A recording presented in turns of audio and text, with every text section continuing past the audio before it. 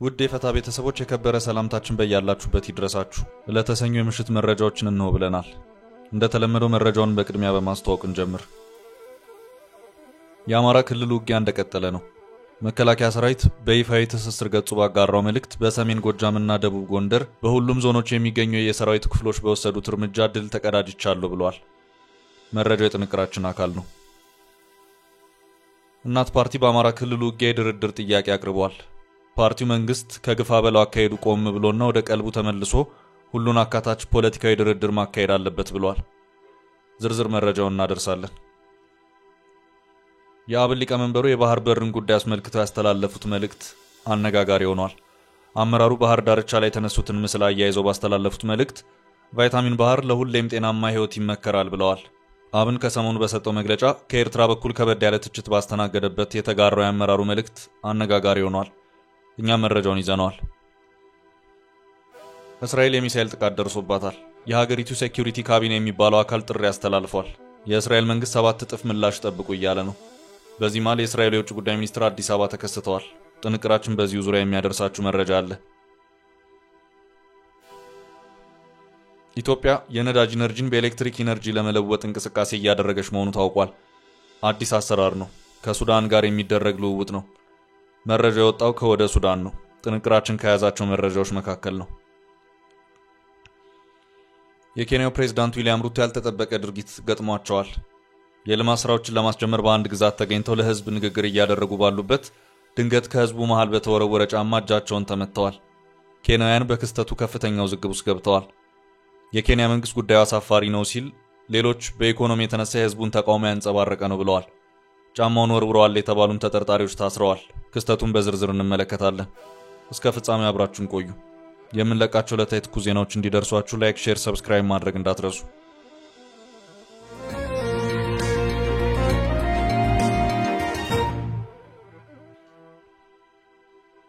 ውጊያ በጎንደርና ጎጃም።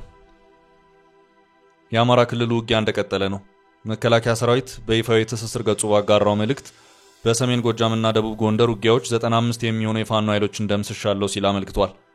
ውጊያው በሁሉም የሰሜን ጎጃምና ደቡብ ጎንደር ዞኖች መካሄዳቸው በዚሁ መረጃ ተመላክቷል። መከላከያ በዚሁ መግለጫው ከ95 በላይ ፋኖ ኃይሎችን መደምሰሱን የገለጸ ሲሆን 29 የሚሆኑ መማረኩን ገልጿል።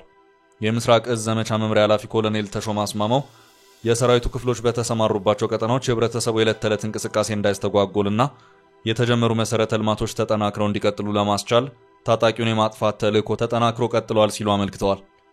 በሰሜን ጎጃም ዞን ይልማና ደንሳ ወረዳ ደብረማዊ፣ ሰንቀኛ አዜት፣ ቆቀርና በዜት አብካ ቀበሌዎች የተሰማራው ሰራዊት የፋኖ ኃይሎችን ቀጥቷል ሲሉ ኮሎኔሉ አክለዋል። በምዕራብ ጎጃም ዞን በደጋ ዳሞት ወረዳ ፈላጢት፣ ቋቁቻና ቡና ቀበሌ ውጊያ መካሄዱን የተገለጸው መከላከያ በዚሁ ዘመቻ ከፍተኛ የፋኖ አመራሮችን መደምሰሱን አመልክቷል። በእነዚህ ዘመቻዎች በፋኖ አደረጃጀት የፋኖ ሻለቃ መሪ ፈንታው ሽታው፣ የአገር ምድር ዘመቻ አስተባባሪ ሰለሞን፣ የዘንገና ብርጌድ አዛዥ ጽጋይ አጥናፉ፣ የፋኖ ቡድን ሎጂስቲክስ ኃላፊ መንጌ እርዳውና የአጼ ፋሲል ተወርዋሪ ዘመቻ መምሪያ ኃላፊ የነበረ ዳንኤል አሰፋ እንዲሁም ሌሎች በርካታ የታጣቂው አመራሮችና አባላቶች ተደምስሰዋል ብለዋል። መከላከያ ሰራዊት ባለፈው ወር ከፍተኛ ቁጥር ያለው የፋኖ ታጣቂዎች ላይ ድል መቀዳጀቱን በሌላ መግለጫ ማመልከቱ አይዘነጋም። በወቅቱ የፋኖ ኃይሎች እንዲሁ በመቶዎች የሚቆጠሩ የመከላከያ ሰራዊቱን ኃይሎች ላይ ድል ተቀዳጅተናል ማለታቸውን ሮይተርስ የዜና ወኪል ዘግቧል። የኢትዮጵያ መከላከያ ሰራዊትና የፋኖ ታጣቂዎች በተካሄዱ ውጊያዎች በየፊናቸው በመቶዎች መግደላቸውን መግለጻቸው ይታወሳል። የኢትዮጵያ መከላከያ ሰራዊት 317 የፋኖ ታጣቂዎች፣ የአማራ ፋኖ በጎንደር 602 ወታደሮች ገድለናል ማለታቸውን የዜና ወኪሉ በዘገባው አመልክቷል። ሮይተርስ የዜና ወኪል በመከላከያ ሰራዊትም ሆነ በታጣቂ ቡድኑ የቀረቡ የድል አሃዛዊ መረጃዎችን ከገለልተኛ ወገን ማረጋገጥ እንዳልቻለ መግለጹ አይዘነጋም። የፌዴራል መንግስት በአማራ ክልል በሐምሌ 2015 ዓ.ም የአስቸኳይ ጊዜ አዋጅ ካወጀበት ጊዜ ጀምሮ በመከላከያ ሰራዊትና በፋኖ ታጣቂዎች መካከል በአብዛኛው የክልሉ አካባቢዎች ግጭት እየተካሄደ ይገኛል። ከሁለት ዓመታት በፊት የአማራ ክልል ልዩ ኃይል በተለያዩ የፌዴራልና የክልል የጸጥታ መዋቅሮች ውስጥ በመካተት ይደራጃል የሚለው መረጃ መሰማቱን ተከትሎ በክልሉ የተቀሰቀሰው ውጊያ የሁለት ዓመቱን ሊደፍን የሁለት ወራት ዕድሜ ቀርተውታል።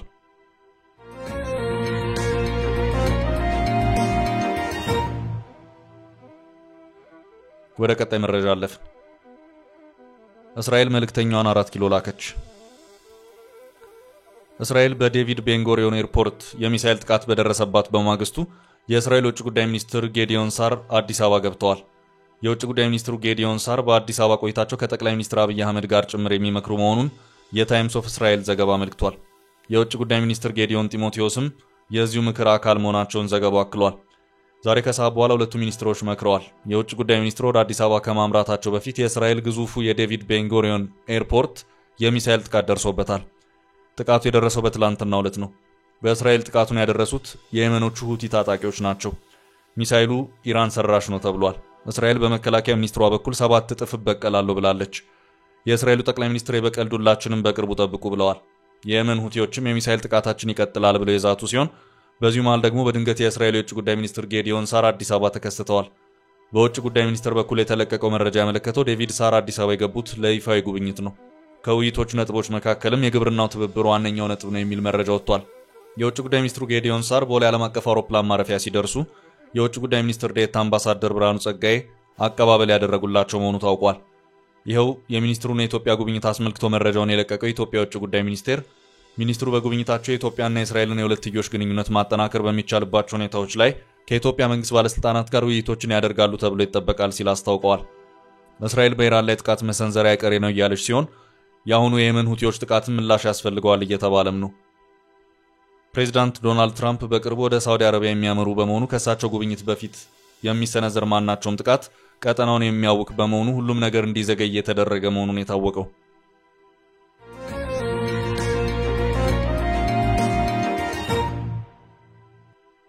በቀጣይ መረጃችን በውጊያው የቀረበው የድርድር ጥያቄ። እናት ፓርቲ በአማራ ክልል ውጊያ የድርድር ጥያቄ አቅርቧል። እናት ፓርቲ አማራ ህዝብ ላይ የደረሰው ግፍ እንደ መጋዝ ነው፣ እየተመላለሰ ነው ክልሉን የቆራረጠው። ያለፈው 50 ዓመት በትርክት ዳፍዳውን ሲያይ ኖሯል። የግፍ ግፍ ተፈጽሞበታል ብለዋል። በርካታ ንጹሃን በጅምላ ጭምር የሚረሸኑበት ነው። ከ6 ሚሊዮን የሚበልጡ ህጻናት ትምህርት ቤት አይሄዱም። ከ4500 በላይ ትምህርት ቤቶች ወድመዋል፣ ተዘግተዋል። በርካታ ጤና ተቋማት ወድመዋል ሲል ያለውን ሁኔታ እናት ፓርቲ አስረድቷል። አማራ ክልል በተሟላ ጦርነት ውስጥ ነው። በየቀኑ ሰዎች በድሮን ጭምር ይጨፈጨፋሉ። ብሔራዊ ምክክር ኮሚሽኑና መንግስት ደግሞ የለም እየሞትክም ተመካከር ይላሉ ያለው እናት ፓርቲ የኢትዮጵያ ሀገራዊ ምክክር ኮሚሽን በአማራ ክልል ባደረገው አጀንዳ የማሰባሰብ ሂደት ላልተሳተፈበት ምክንያትነት አንስቷል። የትግራይ ክልልን ህዝብ የፖለቲከኞቹ የውስጥ ሽኩቻ ካለፈው ለባሰ ጦስ እንደዳረገው የገለጸው ፓርቲው በኦሮሚያ ክልል እየተካሄደ ያለው ውጊያም ህዝቡን በቀን ገዢና በጨለማ ገዢ ቁም ስቅሉን እያሳየ ነው ሲል ተናግሯል። ጦርነቶች በድርድር መቆም አለባቸው። መንግስት ከግፋ በለው አካሄዱ ቆም ብሎና ወደ ቀልቡ ተመልሶ ሁሉን አካታች ፖለቲካዊ ድርድር መካሄድ አለበት። ፖለቲካው አፋጣኝ ህክምና ይፈልጋል ሲል አመልክቷል።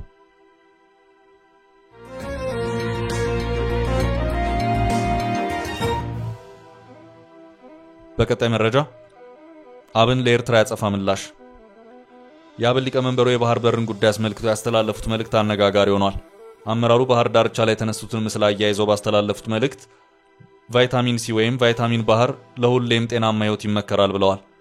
አብን ከሰሞኑ በሰጠው መግለጫ ከኤርትራ በኩል ከበድ ያለ ትችት ባስተናገደበት የተጋራው የአመራሩ መልእክት አነጋጋሪ ሆኗል። የአማራ ብሔራዊ ንቅናቄ አብን ከሳምንት በፊት ባጋራውና ክልላዊና ቀጠናዊ ጉዳዮችን ባካተተበት ረዘም ያለ መግለጫው ሻዕቢያ በሽግግሩ መንግስት ወቅት የመገንጠል ዓላማውን የኢትዮጵያ ህዝብ ባልተሳተፈበት በቀላሉ ተግባራዊ አድርጓል ሲል መግለጹ የኤርትራን አስተዳደር ማስቆጣቱ ይታወቃል። ፓርቲው ወደብን በተመለከተ ኢትዮጵያን ጥቅም ለማስጠበቅ ሰላማዊ አማራጭ ባቀረበበት መግለጫው አብን ምንም ክልላዊ የፖለቲካ ድርጅት ቢሆንም ሀገራዊ ፓርቲ እንደሆነና የራሱ የውጭ ፖሊሲ እንዳለው መግለጹ አይዘነጋም። ይህ የአብን መግለጫ አነጋጋሪነቱ በቀጠለበትና ከኤርትራ በኩል ከበድ ያለ አጸፋ መልእክት በተላለፈበት ሁነት የአብን ሊቀመንበሩ በለጠ ሞላ ባህር ዳርቻ ላይ የተነሱትን ምስል አያይዘው ባስተላለፉት መልእክት ቫይታሚን ሲ ወይም ቫይታሚን ባህር ለሁሌም ጤናማ ህይወት ይመከራል ብለዋል። በኢትዮጵያ የሚገኙ አንዳንድ የፖለቲካ ፓርቲዎችና ቡድኖች በኤርትራ ላይ ያራመዱት ያለው ሉዓላዊ ሀገር የመቆጣጠር ፍላጎት ሊታሰብበት ይገባል ሲል የኤርትራ መንግስት ከቀናት በፊት ጠይቋል። የአማራ ብሔራዊ ንቅናቄ አብን ሰሞኑን ባወጣው መግለጫ ኤርትራ ሀገር ሆና የተመሰረተችበት ሂደት ቅቡልነት ላይ ጥያቄ ያለኝ ማለቱ ይታወቃል። አብን ከሳምንት በፊት ባወጣው መግለጫ ኤርትራ የተመሰረተችበት ታሪካዊ ሂደት ቅቡልነት የሌለው ከመሆኑም በላይ ኢትዮጵያ ታሪካዊ ይዞታዋ ከሆነ የባህር በር የተገፋችበት አካሄድ እንደገና ይፋና ቀዳሚ ሀገራዊ አጀንዳ ሆኖ እንዲያዝና ቁርጠኛ ትግልም እንዲደረግበት ሲል የጠየቀበት ነበር። የአብኑ ሊቀመንበር በለጠ ሞላ ከ108,000 በላይ ተከታዮች ባሉት ይፋዊ ኤክስ ገጻቸው ባህር ዳርቻ ላይ ቆመው የሚያመለክት ምስል ስር ባያያዙት ጽሑፍ ይህን ቫይታሚን ሲ ወይም ቫይታሚን ባህር ያስፈልጋል፣ ኖ ዴፊሽንሲ ጉድለት እንዳይኖር ሲሉ ገልጸዋል።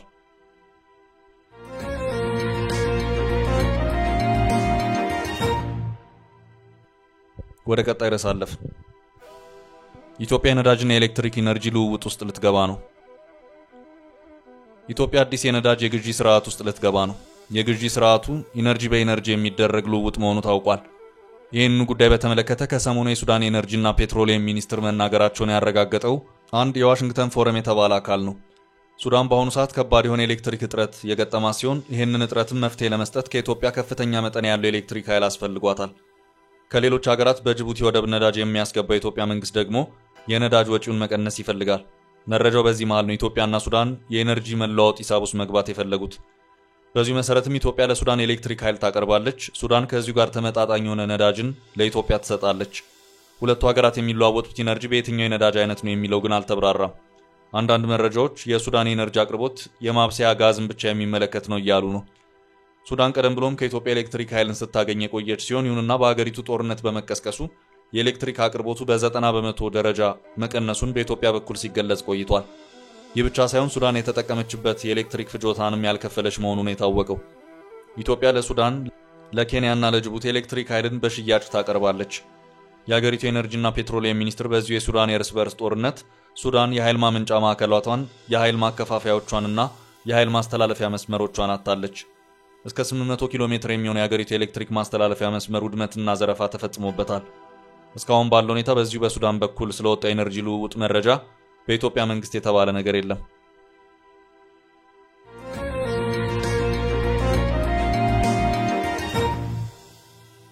በቀጣይ ርዕስ የኬንያው ፕሬዝዳንት ዊሊያም ሩቶ ጫማ ተወረወረባቸው።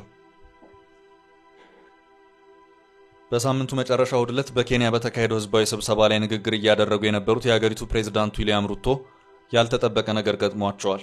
ፕሬዝዳንቱ ላይ ጫማ የተወረወረ ሲሆን ክስተቱን የያዘው ምስልና ቪዲዮ በርካቶች በማህበራዊ ሚዲያ ሲቀባበሉት ውለዋል። የኬንያ መንግስት ድርጊቱን አሳፋሪ ሲል ነው የገለጸው። በሰፊው የተጋሩ ተንቀሳቃሽ ምስሎች እንደሚያሳዩት ፕሬዝዳንት ሩቶ ንግግር ሲያደርጉ የተወረወረው ጫማ ወደ ላይ ከፍ ያደረጉትን ግራ እጃቸውን መጥቷል። የኬንያ መንግስት ቃል አቀባይ አይዛክ ሞዋራ የሆነውን አውግዘዋል። ሁላችንም ጫማ ለመወርወር ብንወስን ምን ይሆናል? ልጆቻችንን ምን አይነት እሴቶች እያስተማርን ነው? ሲሉ ፕሬዝዳንቱ እንዲከበሩ ቃል አቀባዩ መልእክት አስተላልፈዋል። የኬንያ መገናኛ ብዙሃን 3 ሰዎች መያዛቸውን እየዘገቡ ሲሆን የግዛቱ ፖሊስ 3 ተጠርጣሪዎችን መያዙን አረጋግጧል።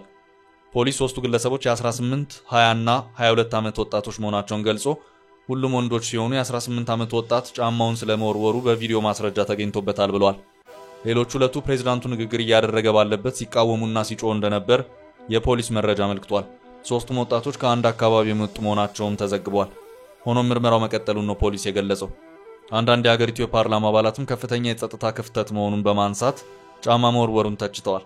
ክስተቱ የተፈጸመው ፕሬዝዳንቱ በምዕራብ ሚጎሪ አውራጃ በተካሄደው ህዝባዊ ስብሰባ ላይ ንግግር እያደረጉ ባሉበት ወቅት ነው። ፕሬዝዳንት ሩቶ ወደ አካባቢ ያቀኑት በክልሉ ለ3 ቀናት የሚቆይ ልማት ፕሮጀክቶችን ለማስጀመር ነበር። የአንዳንድ ኬንያውያን ጫማ መወርወሩ ክብር የጎደለው ነው የሚል ስሜት ቢያንጸባርቁም ሌሎች ደግሞ ይህ በኢኮኖሚ ላይ ያለውን ብስጭት ያሳያል ሲሉ አስተያየታቸውን ሰጥተዋል። በኤክስ ማህበራዊ ሚዲያ ላይ በፕሬዝዳንቱ የተጋራው የክስተቱ ኦፊሴላዊ ቪዲዮ ከካሜራ ውጭ የተከሰተ የሚመስለውን የጫማ ውርወራ አላሳየም። ሆኖም ክስተቱን ተከትሎ በህዝቡ መካከል ያለው ግርግር በአጭሩ አሳይቷል። በሰዓቱ ፕሬዝዳንቱ ወንጀለኛውን እየፈለጉ የነበሩትን የደህንነት መኮንኖቻቸውን የድርጊቱ ፈጻሚዎችን ብቻቸውን ለታዳሚው እንዲተውላቸው ሲጠይቁ ተደምጠዋል። ጫማ መወርወሩ የተከሰተው በኬንያ በህዝብ ባለስልጣናት ደህንነት ላይ ስጋት እየጨመረ በመጣበት ወቅት መሆኑ ስጋት አጭሯል።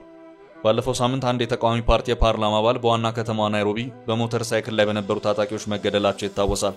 የፕሬዝዳንቱ ፓርቲ የፓርላማ አባል ኔልሰን ኮይክ የእሁዱ ክስተት ዲሞክራሲያችንን የሚነካ ነው ካሉ በኋላ ቀልዱ ድንበሩን አልፈዋል ብለዋል። ይህ ጫማ ጥይት ቢሆን ኖሮ መገመት ትችላለህ።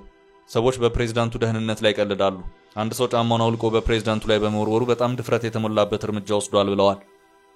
ሚጎሪ በ2022 ፕሬዝዳንታዊ ምርጫ የሩቶ ተፎካካሪ የነበሩት አንጋፋ የተቃዋሚና በኋላ ላይ ከፕሬዝዳንቱ ጋር ስምምነት ላይ ደረሱት ፖለቲከኛ ራይላ ኦዲንጋ ጠንካራ ደጋፊዎች ይገኙበታል ተብሎ በሚታሰበው ክልል ውስጥ ትገኛለች።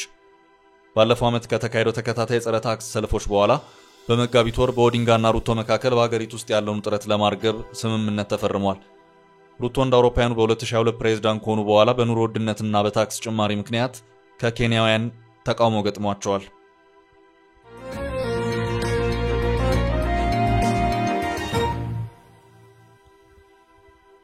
ወደ ቀጣይ መረጃ ስናልፍ እስራኤል ጋዛን ሙሉ ለሙሉ ለመቆጣጠር ወሰነች። የእስራኤል ደህንነት ካቢኔ በጋዛ ሐማስ ላይ የሚካሄደውን ዘመቻ ለማስፋት እንዲሁም የጋዛን ግዛቶች በሙሉ የመቆጣጠር ያለመ ዕቅድን አጽድቋል። ይህን ተከትሎ የእስራኤል መከላከያ ኃይል በ10 ሺዎች የሚቆጠሩ የተጠባባቂ ኃይል አባላቱን ክተት ጠርቷል።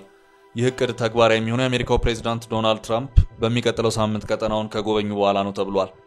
መከላከያ ኃይሉ በጋዛ ታግተው የሚገኙ እስራኤላውያንን ለማስለቀቅና የሐማስ ታጣቂዎችን ለማሸነፍ ጫና መጨመሩን ይናገራል። ካቢኔው በመርህ ደረጃ የሰብአዊ እርዳታ በግል ኩባንያዎች በኩል መግባት እንደሚጀምር ማጽደቁም ተነግሯል። እስራኤል ለ2 ወራት ያህል ማንኛውም እርዳታ እንዳይገባ ያገደች ሲሆን የተባበሩት መንግስታት ድርጅት ከፍተኛ የሆነ የምግብና የሌሎች አቅርቦቶች እጥረት ተፈጥሯል ብለዋል። የጠቅላይ ሚኒስትር ኔታንያሁ ተቺዎች የተኩስ አቁሙ ማብቃቱን ተከትሎ በቅርቡ ያካሄደው ወታደራዊ ዘመቻ ታጣቂዎቹን ለማስለቀቅ አለመቻላቸውን በመግለጽ ኔታንያሁ በዚህ ግጭት ዓላማቸው ምንድነው የሚለው ጥያቄ ውስጥ ወድቀዋል ብለዋል። በቅዱ መሰረት ወታደሮቹ በአዲስ አካባቢ ተሰማርተው በምድርና ከምድር በታች የሚገኙ ሁሉንም መሰረተ ልማቶች ያወድማሉ ነው የተባለው። የካቢኔ አባላቱ ለበርካታ ወራት ቀስ በቀስ የሚደረግ የምድር ላይ ዘመቻን እቅድ ያለምንም ተቃውሞ ማጽደቃቸውን የእስራኤል መገናኛ ብዙሃን ዘግበዋል። የኔታንያሁ ካቢኔ በጋዛ ጥቃት የማስፋት ሲል የጠራው እቅድ ጋዛን ሙሉ በሙሉ የመያዝ እንደሆነ እንደ ኒውስ ዋየር፣ ሮይተርስ እና ሌሎች የዜና ምንጮች ከውስጥ አዋቂ ሰምተናል ሲሉ ዘግበዋል። እቅዱ የጋዛ ሰርጥን መያዝና ሙሉ ግዛቱን መቆጣጠርን ይጨምራል ነው የተባለው። በዚህ እቅድ የእስራኤል ጦር የጋዛ ነዋሪዎች ወደ ደቡባዊ ሰርጡ እንዲሰባሰቡ ያደርጋል ሲልም አጃንስ ፍራንስ ዘግቧል። ኔታንያሁ ለካቢኔያቸው አቅርበው ያጸደቁት ይህ እቅድ የፕሬዝዳንት ትራምፕ የጋዛ እቅድን ለማስተግበር ነው ተብሏል። ትራምፕ ወደ ስልጣን በመጡ በሳምንታት ውስጥ ጋዛን አሜሪካ እንደምትይዛት ህዝቡ ወደ ሶስተኛ ሀገራት እንዲወጣ አደርጋለሁ ሲሉ መናገራቸው ይታወሳል። ግብጽ ያስተባበረችው የአረብ ሊግ በበኩሉ ጋዛውያን ከጋዛ ሳይለቁ የመልሶ ግንባታ እንዲካሄድ እቅድና በጀት ማጽደቁ ይታወሳል። የእስራኤል ጦር የጋዛ ነዋሪዎች በፍላጎታቸው ለቀው እንዲወጡ የሚሰራ ዲፓርትመንት ማቋቋሙንና መልቀቅ ለሚፈልግ መንገዱን እንደሚከፍት መናገሩ ይታወሳል። ለዛሬ ያዝንላችሁ ርዕሰ ጉዳዮች እዚህ ላይ ቋጨን። ላይክ፣ ሼር እና ኮሜንት በማድረግ ለቻናላችን ድጋፋችሁን መግለጽ እንዳትዘነጉ እያልን ከሌሎች መረጃዎች ጋር ደግመን እስክንገናኝ ቸር ያሰማን ስንል ተሰናበትን።